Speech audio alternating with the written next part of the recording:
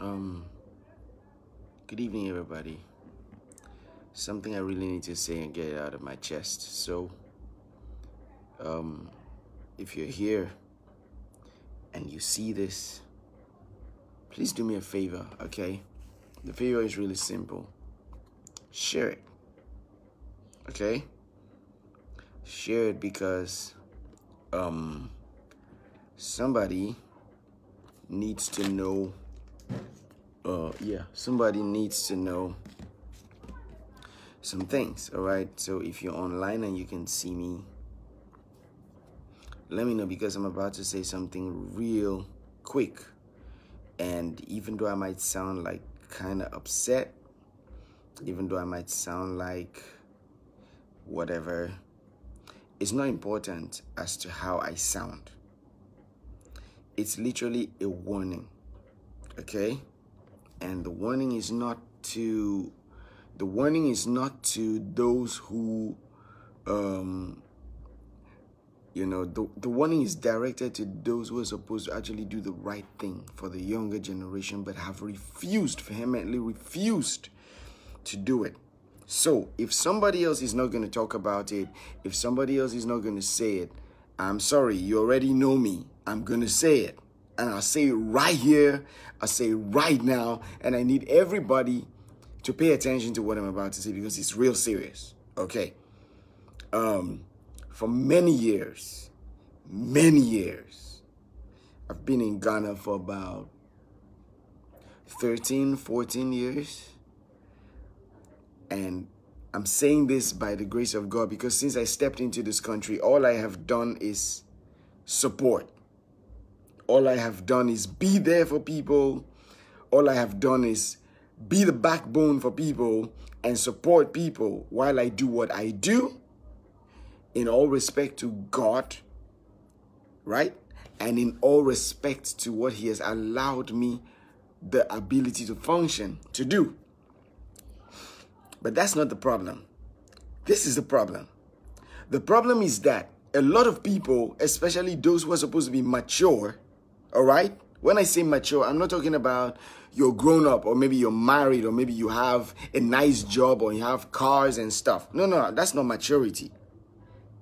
I'm talking about the maturity that allows you to understand the differences between dealing when it comes to your relationship with God, and when it comes to your relationship with people, and when it comes to your relationship with work, all right? Like work, like daily, where you get your money, where you get your bread from, okay?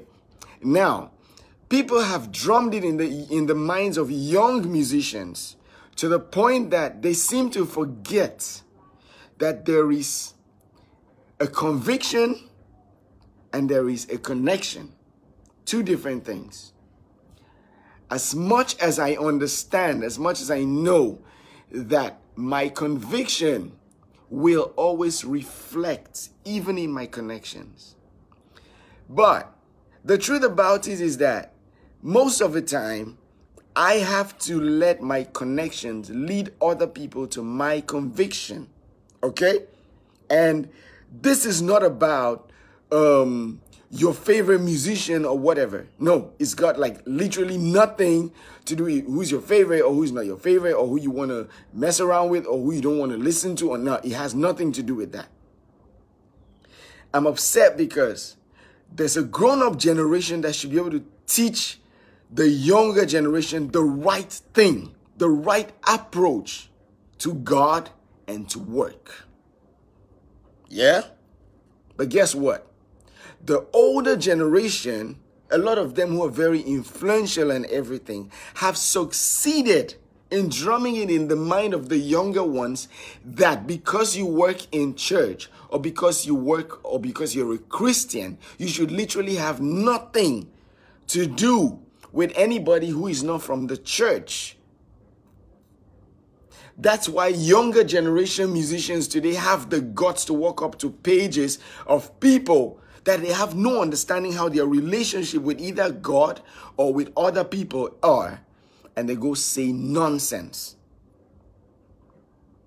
I could call names. I could call names of people who have spearheaded this movement and has driven it into the minds of younger generation of people and making them disrespect people outrightly because they think that they're doing it to defend their faith. Listen, that's stupidity. That's absolute foolishness. And if you do not get it, you do not get it. All right? Because I don't see why God gives me a gift, gives me a talent. I meet people on the daily. I meet people everywhere. Whether I'm in or out of this country, I'm meeting people. I'm meeting people from the ends of the earth, literally on my social media. And somebody comes on a post I put up of a live arrangement and calls me out because he feels he knows me so much. Like you know me so much. You've now become Jesus, or you've now become the judge, the jury, and the executioner over what I choose to put out as content from my page. You're smart like that. You're like, literally, you're smart like that. Now you feel that you have, what's the word? Now you feel that you have the right. You have like the moral right. You're now the moral policeman to attack me based off something I post willingly. I'm the one who created the music. I put it out there. I have a lot of people who follow me. Most of the people who follow me are not even Christians. Let's start. Most of the people who follow me are not Christians. But because they're not Christians, I cannot give them content. That's what you're saying, right? I cannot give them content. I cannot let them stick close to me so that they can actually see my values and the thing I hold in high esteem. Really? Because you feel now you're the moral police. Listen, this is 2021. I wish you understand the depth of what I just said. This is 2021. Anybody tries that drama again on my post, I'll call you out. Today, I'm going to be silent. I'm not going to call names because I can mention 5 people who have spearheaded this whole mentality. And now it's kicking back. And it's not just affecting me. It's not just affecting the people I work with. It's not just affecting people who are close to me so bad that people that work with me are called names because they work with me. All because of what? Because I came to this country to help out with the music industry and contribute my own little quota by God's grace. I don't do anything of my own accord. I cannot. But I do it because of the love I have. And I understand that anywhere I put my foot, I need to make an impact. I believe it. And God is my witness. And everybody who's even seeing this post is a witness to the fact that all I have done is support and help and grow the gospel music industry in this place. Or maybe you people just think that God only works with people in the gospel industry. That's what you think, huh? That's what you think. That's what you think. So you feel that it gives you the moral right. You now become a policeman. You now come up on my post and question what I do because you feel... Really? Seriously? You guys have grown, eh? Like, the young people have grown so bad. And then I can bet you that somebody's going to come up on this post and say, yeah, it's your fault. Because, look, I'm waiting for that person. Like, listen, I will call you out. You'll be scared. Don't even try it. Don't.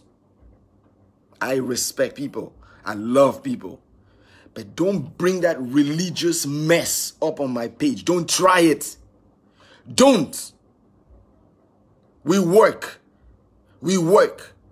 Jesus himself sends people he said, I'm sending you as sheep into the midst of wolves. You think he didn't know that wolves have the tendency of killing and eating the sheep? He didn't know that, like God, he's stupid, eh? He's stupid. So he knows very well. Jesus even prays. Even Jesus pray for us, saying, look, say, Father, even though they are not of the world, they're in the system. Even though they are not of the system, they're in the system. So keep them from the evil one. That's Jesus praying for me, praying for you, praying for every one of us. But some of us feel that We are the definition of righteousness. And we come up on social media and post things, and the young gullible ones pick it up and now have the right to come up to my wall, my post, to question why I do what I do. You're questioning why I work on music for mainstream artists. You're questioning why I have pictures with secular, like mainstream artists. You're questioning me. Now you have guts. And I don't really blame the young ones. I blame the people who are drumming this thing into their heads. You guys have caused problems. You guys have caused problems, and guess what? God will hold you responsible. Do you know what Jesus said about people who lead people astray? Do you remember? Or maybe you forgot. Maybe you don't read that part of the Bible because it doesn't feel good to you. You don't remember. What he said? He said, anybody who causes any of these young ones to sin, it would be better. Let me, in case you don't know, in case you're so afraid you don't want to read, he said, it would be better that a millstone be hung around the neck of the offender and him thrown into the middle of the sea than for him to make these young ones to sin. But guess what's happened? You guys have messed it up. You've messed it up. You've messed it up. You might as well teach them that they're going to have jobs. They're going to buy cars. They're going to work with brand companies. These companies are not Christian companies, are they? These CEOs and owners are not Christians. They don't care about Jesus. Like, they don't care. Do you understand? They don't care. But we've trained them and taught them how to, anybody who is not, like, if anybody is not for us, he's against us. You've made them make enemies of people who they're supposed to actually look up to and learn from and understand how to walk in this life. Listen, I'm not going to say anything about this anymore. You guys, you've seen this. I'm saying this from my heart. I'm upset. I am so pissed. The next time I get attacked like this, I'll call people out. You guys know me. I don't owe anybody nothing. So if you guys are not going to humble yourselves and teach these young ones the right things to do, and I get a child come up on my post again and question why I do what I do,